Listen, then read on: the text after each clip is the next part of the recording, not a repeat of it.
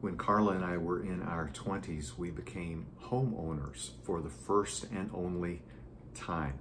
And we lived in that house for decades.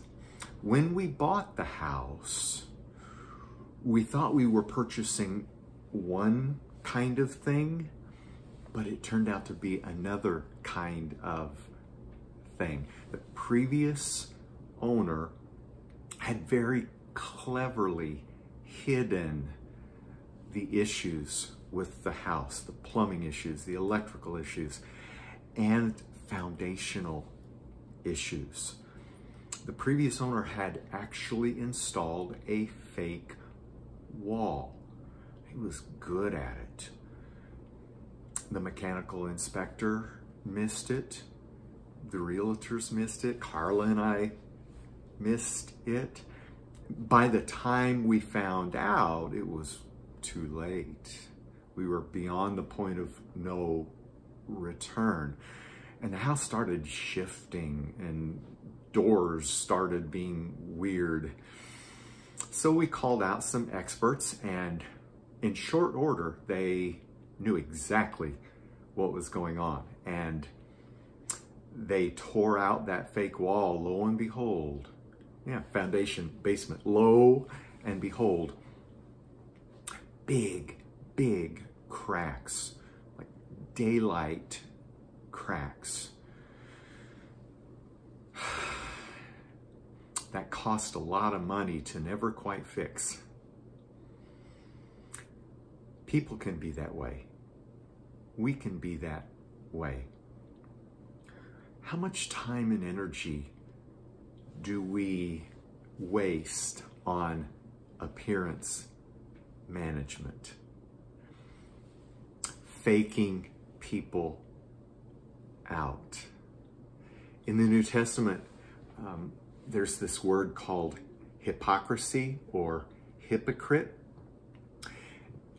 Its etymology originates from Greek plays where the stages had pillars, and the pillars served a very specific purpose.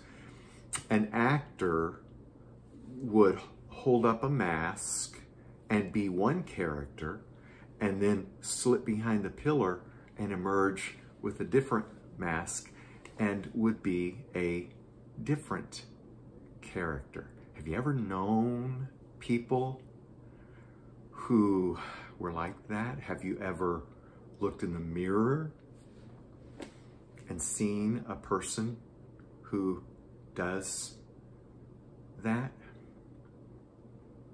We default to it in our humanity quite naturally. There's a letter in the New Testament called 1 Peter, and it's 1 Peter because there's a 2 Peter.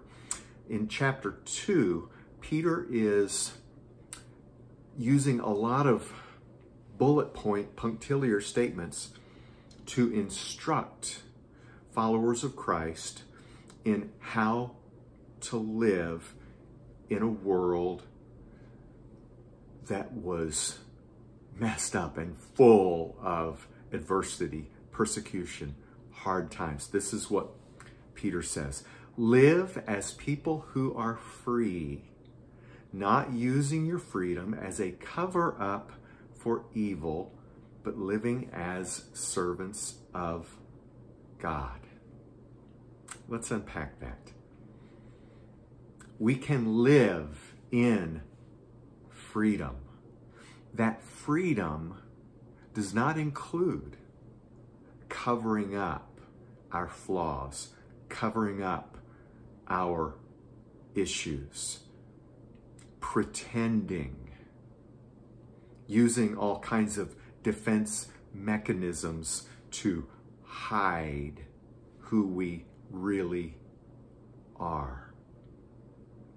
Not using your freedom as a cover-up for evil, but living as servants of God. I'm 64 years old, and it seems like I'm only now really grasping and applying what it means to always be one thing and one thing only, to not be invested in deflection, appearance management, but living as a servant of God. You know from this YouTube channel that my 3 priorities these days are gratitude, relinquishment, and deference. I freely choose to be a servant of God. God has given us free will. It is a dangerous gift because it means we can choose to put up fake walls. We can choose to hide behind, to pretend, but we can also choose to be a servant of God. And I'm telling you what, it simplifies everything. We no longer have to keep track of who we are in the company of certain people, facades, projecting false images of ourselves. Live as people who are free, not using your freedom as a cover-up for evil, but living as servants of God. We don't have any reason in Christ to hide, to be two-faced, to be hypocrites. We can relax and let God be in charge of us. Cracks, flaws, issues, all of it. Grace and peace.